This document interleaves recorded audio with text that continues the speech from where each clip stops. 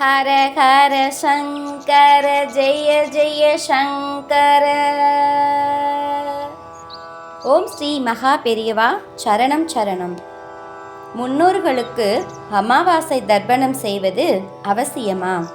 அந்த நாளில் ஏழைகளுக்கு அன்னதானம் செய்தால் போதாதா என காஞ்சி மகா பெரியவரிடம் கேட்டார் பக்தர் ஒருவர். அன்னதானம் செய்ய வேண்டாம் என யாரும் சொல்லவில்லையே என்று சிரித்தார் மகா சுவாமிகள். அது வேறு இது வேறு. ஒன்றை செய்தால் இன்னொன்றை செய்ய வேண்டாம் என்பதல்ல. ஏழைகளுக்கு உதவுவது அவசியம்தான்.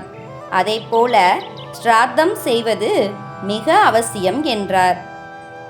ஸ்ராத்தத்தில் வைக்கும் பிண்டத்தை முன்னோர் ஏற்பது எப்படி சாத்தியம் என்றெல்லாம் அவருக்கு பல சந்தேகங்கள் ஓடிக்கொண்டே இருந்தது.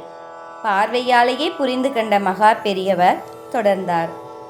உன் மகன் வெளியூரில் தங்கி படிக்கிறானே, அவனுக்காக ஒவ்வொரு மாதமும் மளிகை ஜாமான்களை அனுப்புகிறாயா என்ன?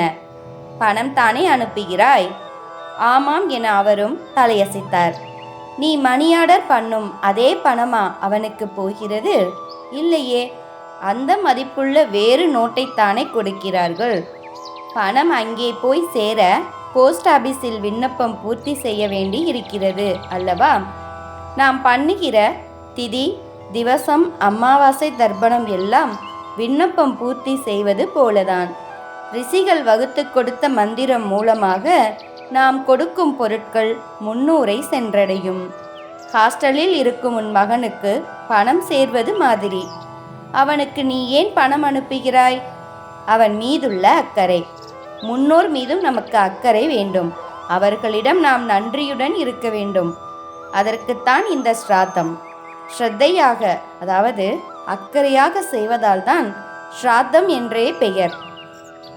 முன்னோரை தென்புலத்தார் என்கிறது தமிழ் மறையான திருக்குறள்.